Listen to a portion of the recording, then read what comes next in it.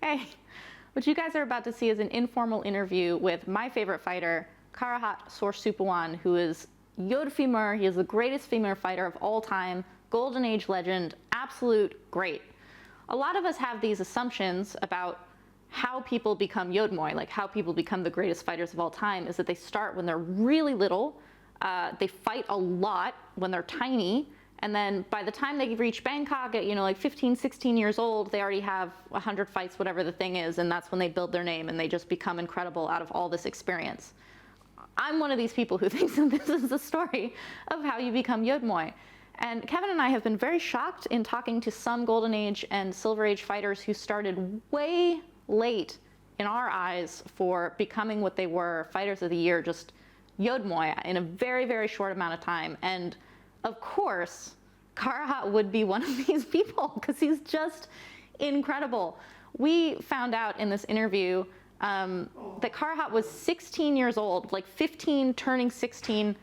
somewhere around there when he fought for the first time. And to make things even more incredible, he fought before he ever trained Muay Thai. So he inverted that order as well. The way the story goes is he played soccer, football as a kid. That's what he liked to do. So he was playing on a soccer field, and the field was shared by fights that would be happening that night, and they weigh people in the morning, and they match people up this way out in the provinces. He's from Khon Kaen, which is up in Asan. Provincial type fighting in Muay Thai is my favorite fighting. It's the best. They just match you in the morning. So there was a fighter that day that didn't have a match. There wasn't someone who was appropriate level or his same size or whatever the thing is. And Karahat's sitting there playing soccer with his friends, 15, 16 years old. And they're like, oh, you should go do it. You should go fight. And so he went and weighed and was the correct weight. And he ended up fighting this guy and won definitively. And so from winning a fight that he had never trained Muay Thai for, from winning that fight, the promoter started calling his dad and being like, hey, we like your kid, can we start training him in Muay Thai? And so he fought not that much, like 20 times or something up in the provinces, maybe 2 years before he entered Bangkok. He was in Bangkok by the time he was 17 years old, and then just became Karahat fighting in the stadia of Bangkok out of that kind of thing. But of course, Karahat has an origin story that is befitting of a superhero because that's who he is. So I hope you guys enjoy this interview.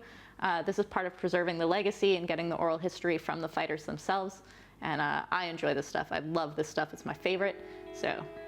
enjoy it with me.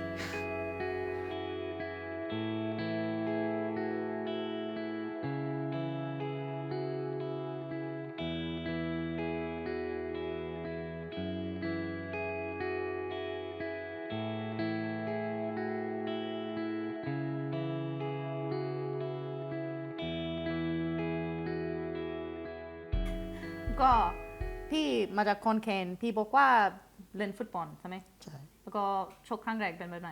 ชกครั้งแรกก็พอดีไม่เคยซ้อมเป็นสนามฟุตบอลเขาจะมีเปรียบมวยใช่ก็ตอนกลางวันพอดีมันมีเด็กคนหนึ่งตัวไม่มีคู่ชกตัวเท่าพี่พอดีเลยเพื่อนเลยเฮ้ยไปชั่งน้ำหนักไปชั่งน้ำหนักพอดีน้ำหนักพอดีกันเลยพี่มันเกลือชกครั้งแรกเราไม่รู้เขานี่แต่เพิ่งมารู้ตอนหลังว่าเขาเก่งใช่ตอนที่เราชนะแล้วโอ้ยมึงชนะได้ไงอะไรประมาณนี้แล้วก็พอชนะแล้วพอชนะแล้วมีคนมาติดต่อว่าไปชกที่ขอนแก่นไหมไปชกงูงี้ไหมพ่อก็ชอบมวยอยู่แล้วพ่อไปชกก็ชนะมั่งแพ้มั่งอะไรแบบนี้ถ้าพ่อชอบมวยแล้วทำไมพี่ไม่ค่อยซ้อมถ้าพ่อชอบก็ไม่คิดว่าจะชกมวยไงไม่ได้สอนไม่เคยคิดว่าจะชกมวยเลยแต่ว่าเมื่อก่อนเวลาชกที่คอนเคนเป็นมวยเข่าใช่ไหมมวยก็เข่ามั่งฝีมือมั่งแล้วแต่เหนื่อยมวยเข่าชกแล้วเหนื่อยแล้วพี่อ้วกเก่งเวลาชกพอเหนื่อยแล้วอ้วกเหนื่อยแล้วอ้วกไงแต่ว่าสู้ต่อไปใช่ไหมสู้ต่ออ้วกเสร็จสู้ต่อเพราะอ้วกแล้วมีแรงแล้วก็อายุ13ประมาณใช่ไหมมาชกครั้งแรกเลยตอนที่ชกครั้งแรกนี่ตอนอยู่ม.3 ก็ประมาณ13ปีแล้วก็ชกเสร็จไปซ้อมพอเริ่มชนะแล้วก็มีคนมาติดต่อให้ไปชกเราก็เริ่มไปซ้อมเพราะค่ายมวยอยู่บริเวณ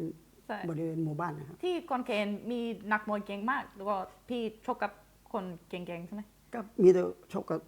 มวยเก่งหลายคนเหมือนกันพวกดวงสมพงษ์พวกอะไรพวกเนี้ย แล้วก็ชกกี่ครั้งก่อนเข้ากรุงเทพ ก็ประมาณ20นิดหน่อย บ้าง 20นิดหน่อย เข้ากรุงเทพชกกับใคร กรุงเทพมาต่อยไปต่อยครั้งแรกมาเข้ามาซ้อมกรุงเทพมีต่อยครั้งแรกที่ชลบุรี อืม เสมอแล้วก็มาชกครั้งแรกที่กับหนึ่งชัดชัย ที่สำโรงเลย ใช่ สำโรง เขาเป็นเพชรยินดีใช่ไหมเมื่อก่อน ครับหนึ่งธรณีเพชรยินดี แล้วก็ช อัน นะ นี้เขาเก่งเรามาจากไหนก็ไม่รู้ แต่ว่าเขา ตั้งชนะ เขามีชื่อแล้วแต่ว่า เขามี พี่โนเนม โนเนมครับ แต่ว่าพี่คิดว่าอะไรแล้วก็ต้องชกกับค เคน ยเห็ ที่ น เก่งแล้ว คิดว่าเคยเห็นเขาชกครั้งหนึ่ง มั่นใจ แต่ว่ามั่นใจว่าชนะ แล้วก็ชกที่สองไปไหน ชกที่สองก็พอมีชื่อหน่อยก็ไปต่อยพวกแกนซักอะไรประมาณเนี้ยสารมัดก็ชนะ ใช่ ชนะ แล้วก็พี่บอกว่าชนะ14 ครั้ง ต่อยลุมพินี14 ครั้งถึงมาแพ้ครั้งที่ใช่ 15 พี่พงบอกว่าแล้วก็มาได้กลับบ้านใช่ไหมมาได้กลับบ้าน มาอยู่เป็นเด็กมาอยู่กรุงเทพ2 ปีไม่เคยกลับบ้านเลย เพราะว่ามีรายการตลอด ใช่ ชกมีรายการ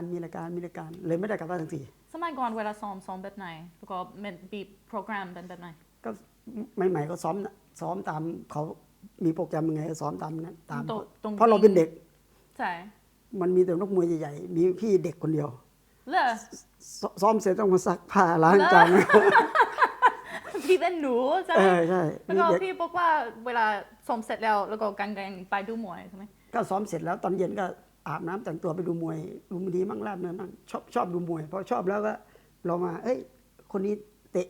ดีเข่าดีเราก็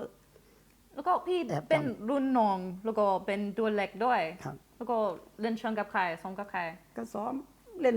ตัวใหญ่ก็เล่นตัวเล็กก็เล่นเล่นหมด ทุกคนได้ ครับ ใช่ไหม ครับ แล้วก็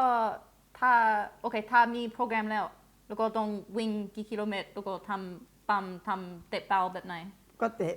ทั่วไปเตะพอเริ่มเก่งขึ้น ใช่ เราก็ไม่เอาแบบนั้น เปลี่ยนสไตล์ เลย พอต่อยกับมวยเขาเราก็จะไปปั้มเยอะ เหนื่อย เหนื่อย ไม่เอาใช่ไหม ต่อยมวยเขาพอเราซ้อมดี ใช่ ก็เวลาขึ้นไปต่อยหลังสวนเนี่ยเราก็ไปแลกไปปั้มเขา นี่ตามากแล้วก็ พี่ แล้ว ต้อง ก็ เจอหลังสวน เออ ตัวไม่เอาปั๊ม พอภาคหลังเรารู้สึกว่าเราเก่งขึ้นแล้วเฮ้ยกูไม่ปั้มละ ไปนอนแทน พอจะเข้าในเราก็เอาตัวรอดไง ใช่ กูซ้อมมาไม่ดีนี่ ใช่ เวลาเข้าในกูก็ตบออกปั๊บมันเลยเป็นนิสัยเลยทีนี้ ธรรมชาติของพี่แล้วก็ชนะตลอด ครับ ใช่ไหม ครับ แล้วก็เวลาแพ้เป็นแบบเตะขอมีชกไม่ดีใช่ไหม ครับ เป็นแบบนี้ แล้วก็ถ้าวิ่งเยอะแล้วก็ไม่เอาปั๊มเตะเป่าพี่ชกแบบไหนที่สุดสปาริงใช่ไหม เล่นเชิง อืม ส่วนมากจะเล่นเชิงกับเด็ก ใช่ ไม่เล่นผู้ใหญ่เล่นกับเด็กหลอกเตะเด็กอะไรเงี้ย แล้วก็ถ้าหลบกับคนที่อยู่ค่ายมวยตลอด ครับ มันโอเคใช่ไหม ครับ เออ หลอกถ้าหลอกเขาได้แล้วเราโอ้ยมีความสุข ถูกต้องไหม ใช่ สามารถหลอกเตะเขาฟรีได้ก็แสดงว่าเราเก่งแล้วเนี่ย ใช่ ถ้าพี่โอเค เริ่มอายุ 13 เข้ากรุงเทพอายุ 15 แล้วก็ได้แชมป์อายุเท่าไหร่ครั้งแรก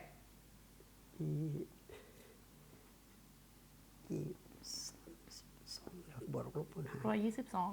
112นี่ครับแต่ว่าชิงหลายครั้งแล้วชิงครั้งแรก105แพ้ฮิปปี้ เออ ชิงครั้งที่2 108แพ้ฮิปปี้ ใช่คิด แล้ว ดีอยากมาก แล้วค่อยมาชิงได้112กับไพโรจน์น้อย อายุเท่าไหร่ น่าจะ20ได้มั้ง20 อ้าวแล้วก็7 ปีตั้งแต่ครั้งแรก เมื่อก่อนมันมีแต่มวยเก่ง เออก ว่า ใช่ จะโอ้โหอยู่กว่าจะได้แชมป์กว่าจะเข้าอันดับได้ ใช่แต่ว่านี่ไม่ใช่ได้แชมป์เป็นแบบเล็กๆ เป็นลุมพินี ลุมพินีเลยครับ 7 ปี ครับ มันเก่งมากนะ เก่ง โอ้ย แล้วก็ ขนาดชนะ14 ครั้ง ยังไม่ได้เข้าอันดับเลย เออ ยังโนเนมอยู่เลย ใช่ใช่แล้วก็ตรงขึ้นถึง ครับ 122 ครับ ไม่ใช่มี125 ปกติ 28 ชิงทุกรุ่นน่ะแต่ว่าพอมาชิง115ก็มาเจอหลังสวนอีกก็แพ้หลังสวน ไม่เอา ชิง115 2 ที ใช่ กับหลังสวน2 ทีก็แพ้หลังสวนอีก เออเบื่อ เบื่อ ไม่เอา พี่ปกติต้อง105 100 118 112 115 ใช่ ได้ทุกรุ่น ตอนนี้มาเจอฮิปปี้กับลังสวนอยู่ ไปสอบก็พอพี่เข้ากรุงเทพแล้วก็พี่ยังเป็นโนเนมแต่ว่าไปดูมวยแล้วก็ซ้อมเสร็จไปกางเกงไปดูมวยแล้วก็ดูใครชนะได้ทำไมมั่นใจทำไมดูแล้วก็เข้าใจแบบไหน ก็คิดว่าถ้าเขาชกแบบนี้เราน่าจะชนะเขาได้ เราก็พูดเราก็แล้วเราชอบใครแล้วสมมติคนนี้เก่งเตะเราก็เอามาเพิ่มกับตัวเอง แล้วก็พี่คิดถ้าเป็นพี่จะทำแบบนี้ ใช่ ใช่ไหม ใช่ แล้วก็เคยผิดไหม ก็ไม่ค่อยผิด